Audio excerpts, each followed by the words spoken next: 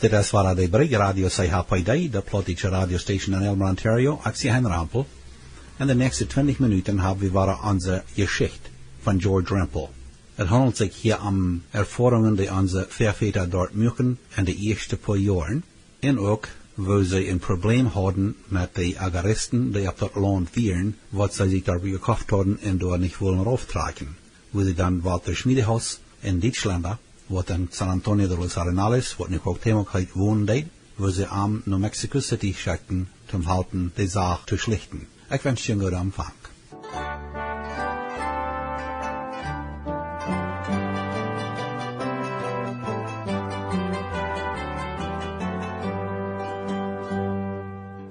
Onse Jeschicht. Wir wollen uns ditmal noch weiter mehr von unseren Voreltern ihrer Pioniertiet in Mexiko vertellen. Wenn die Mennoniten an ihrer Pioniertiet mal noch Kusiviriachi fahren wollen, da ihre Produkte zu verkaufen und anzukaufen, oder da einen Doktor zu sein, dann fuhren sie manchmal mit ihrer Piet bei San Antonio, spanden dich bei der Zugstation uit, en bongen de Piet omweren, wo natuurlijk wer bijblijven moest om daar nog op te passen en de Piet te bezorgen. En dan fuhren sie met dem Zug naar Kusiviriachi. De Zug bleef in Kusi maar aardige Stunden. Aber de Mennoniten kregen ihre Geschäften meistens schwind genug gedonen, um noch reinkommen mit dem Zug selben Tag bei San Antonio zurückzufahren. Da spanden sie weiter ihre Piet an und fuhren damit Batus. Den langen Namen Kusiviriachi brauchten die Mennoniten durchweg nicht. Sie sagten einfach bloß Kusi. Kusi wie eine große Minenstadt, die übrigens all den Anfang hat von Klanderwaren, als die Mennoniten nach Mexiko trocken. Die Minen können nicht mehr so recht wiederarbeiten. Nicht willst du nicht mehr Gold wehr, aber willst du immer mehr Wasser an den Rand, sodass du nicht mehr viel anzufangen wäre. Und willst du, dass viele Arbeiter nicht mehr Arbeit hatten, und diese arbeitslose Lied sagen, dass San Antonio de los Arenales am Tonehmen wäre, und dort Arbeit wäre, trocken immer mehr Arbeiterfamilien von Kusi nach San Antonio, sodass San Antonio stark grader wird und Kusi bosig kleiner wird. Die 12 Korinther wohnten noch viel wieder auf von wo Doktors wären, aber die wären so glücklich, dass sie einen Sommerfeldermann anwohnen hatten, der einen kleinen Truck hat.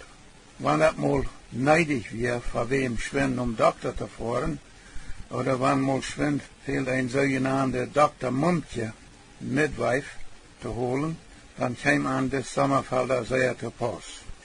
P. Atje Peters wordt genannt. Atje Peters in Berwol, kamp 107, der da ook meest voets am Anfang al een Stuhl hat, en later ook noch einen Bühalthandel in eine Käsefabrik. Dort wird die Sommerfelder, der da auf der Swift-Kolonie mangt die Old-Kolonie wohnt. Hat viel Mal für die Old-Kolonie mit seinem kleinen Truck gefahren. Manchmal bloß bei Rosendahl, nur Dr. Johann Hans, aber auch manchmal noch Kusiviriachi, noch gelehrte Doktors. Man hat gesagt, dass P.H. Peters, als er mit seiner Familie als einer von den ersten nach Mexiko trug, dann kann er nicht mit Old-Kolonie Taub am Zug nach Mexiko fahren. Er muss mit der Sommerfelder Taub an einem Zug dahin fahren. Aber als er und seine Familie erst in Mexiko wären und in Berwol wohnten, dann konnte P.H. Peters Familie weiter friedlich manche Old-Kolonie am Dorf Borwalde wohnen, zoals in Saskatchewan. P.H. Peters, seine Frau, via Old-Kolonie.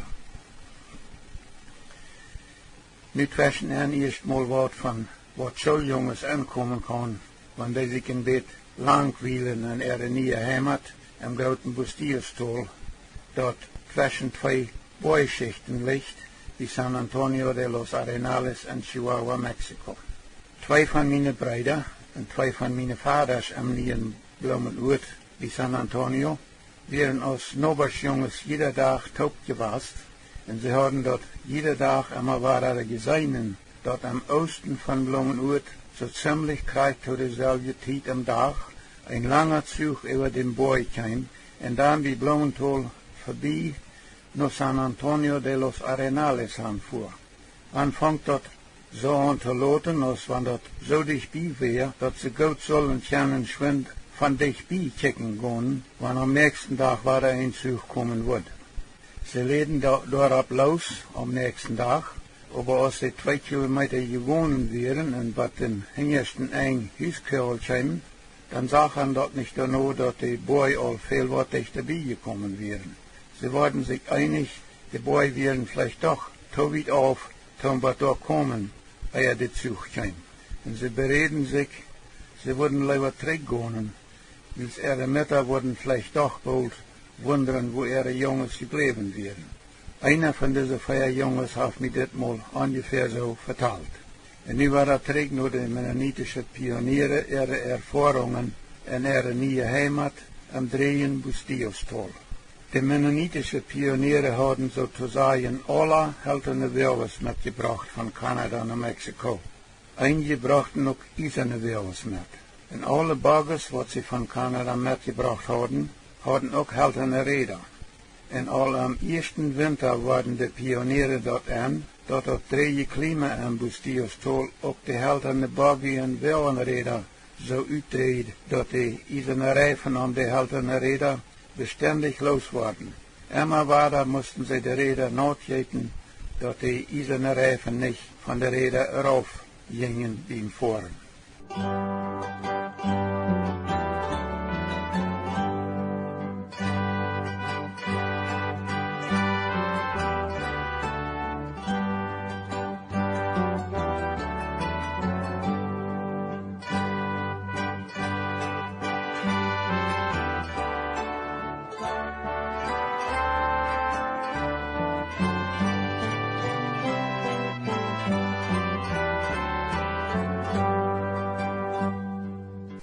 Nu wil ik wat vertellen van onze verouderen ihre Probleme met de Ejidos, de Agraristen, die op ihrem nie gekauften Land woonden en nicht herauftragen wollen.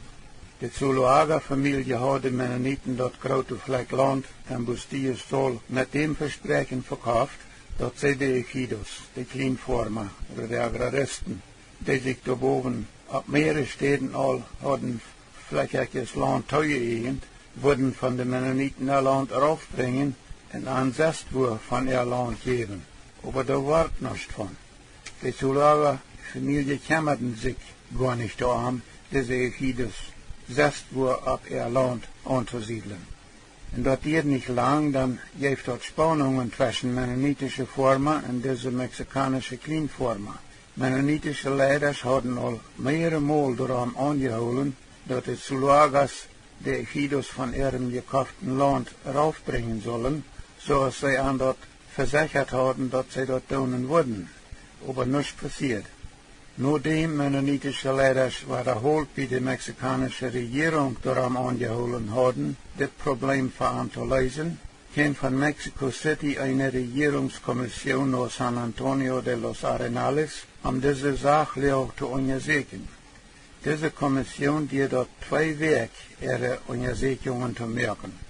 Und an diese 2 Werk unterhält der junge Walter Schmiedehaus sich mehrere Mal mit Gliedern von dieser Kommission und war dadurch an, mit was für einem Problem den Mennoniten dort hier zu tun haben. Walter Schmiedehaus sagt dort klar, dass das ein Konflikt wird zwischen der Zuluaga-Familie, die den Mennoniten dort Land verkauft hat, und der Agraristen, die Ejidos, die sich von den Zuluagas ihr Land flächiges angeeignet haben und glaubten, dass sie ein Recht hatten, dort zu holen.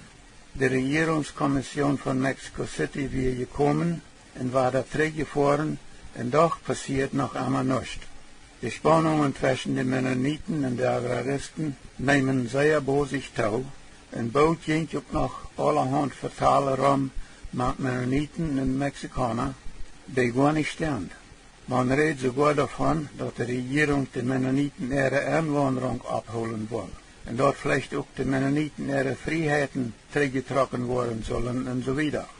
Walter Schmiedehaus hat am Herbst 1924 als sei der angearbeitet, den neuen Gouverneur Jesus Antonio Almeida in Chihuahua zu informieren über die Mennoniten ihr Problem mit der Agraristen und hat versucht, von ihm Hilfe zu kriegen, die Mennoniten ihr Problem regeln zu halten. Am 19. November können die Manitoba-Kolonievorsteher Abraham Neudorf, de Schriftkolonievorsteher Cornelius Wolf, Johann H. Wiebe, Jakob Enns en Walter Schmiedehaus mal mit dem Gouverneur in Chihuahua mehrere Stunden reden, zodat mal alles im rechten Tauphang mit einem durchgeredet worden kann, sagt Walter Schmiedehaus, der die mennonitische Leiders Redner und Vertreter wie diesem Top kommen mit dem Gouverneur. Wann von jemals wer viel mehr davon weiten will, wo Walter Schmiedehaus verwickelt wird mit den Mennoniten ihr Problem, und wo dort käme, dass er für die Mennoniten in Mexico City geschickt wird, um bei der föderalen Regierung Hilfe zu suchen, dann lest das Schmiedehaus Buch, die Altkolonie in Mexiko, oder eine feste Burg ist unser Gott, so heißt seine erste Utgabe von seinem Buch. Mennonitische Leiter haben gesperrt, dass Regierungsbeamte nur Walter Schmiedehaus horchten, wenn er mit der Rede besonders Kloßheit hat das gemacht, und nach seinem Denken muss mit dem Problem zwischen den Mennoniten und den Agraristen nu was getan worden. Er redet mit Johann Friesen und Vorsteher Abraham Neudorf über diese schwierigen Sachen und schlug vor, dass die Gemeinden den jungen Walter Schmiedehaus anstellen sollen, für die Mennoniten nur die Hauptstadt zu fahren, dort mit der Regierung über ihr Problem mit den Ejidos oder Agraristen zu reden und auch über die herumgehende Verteilung der Menschen, Mennoniten und Mexikaner.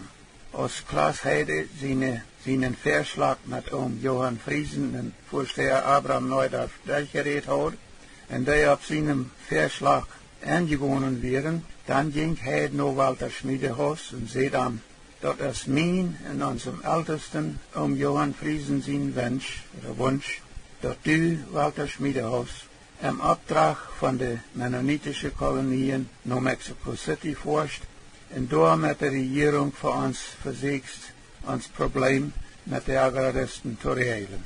Und auch Klarheit zu finden, über was bei San Antonio verteilt wird, von den Mennoniten ihre Einwanderung abholen und Schulfreiheiten tragen. Walter Schmiedehaus sieht zu, für die Mennoniten nach Mexiko zu fahren.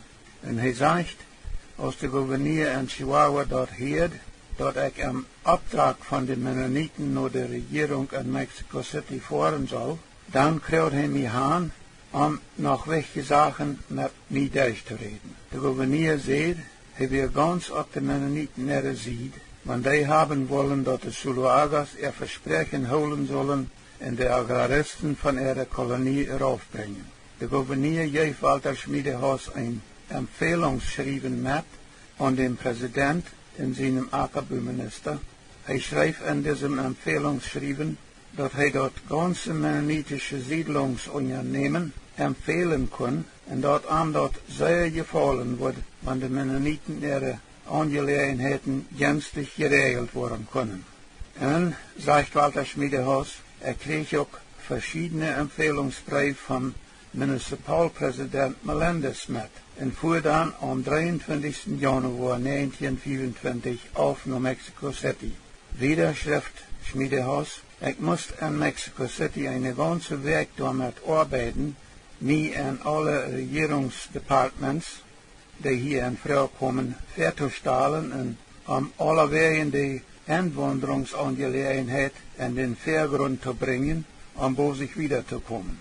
Als ich von dem Direktor von Länder und Kolonisation abgenommen wird, hält ich da einen 3,5 Stunden langen Vortrag über die Mennoniten ihre Sache bei San Antonio, in dem ich all die Vorteils hochkriege, über Einsatz, die Kolonisten im Land hineingebracht haben. Nur dem vertelle ich, was ich bei den Mennoniten ihre Jäger erfahren habe, auch von all die Jägerpartie ihre wichtigen Punkte.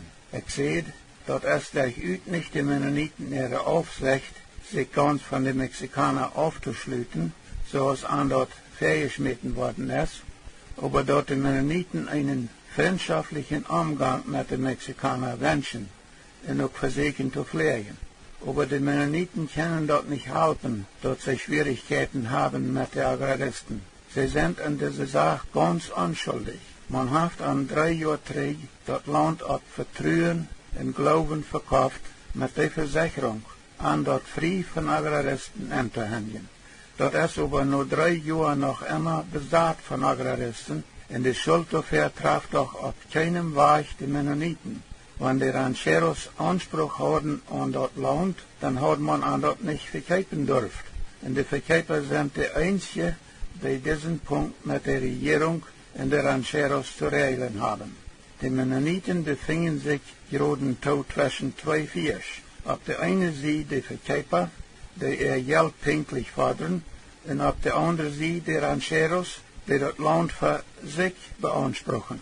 Der Direktor gibt mir an diesem Punkt recht. Er sagt, sie wären nu sehr an der Arbeit, diese Sache einzuleben. Der Direktor sagt, er fehlt gut darüber, mal einen persönlichen Vertreter von den Kolonisten für sich zu sein und viele von den unklaren Angelegenheiten von diesem Vertreter mal von einer anderen Seite geschildert zu hören als hier.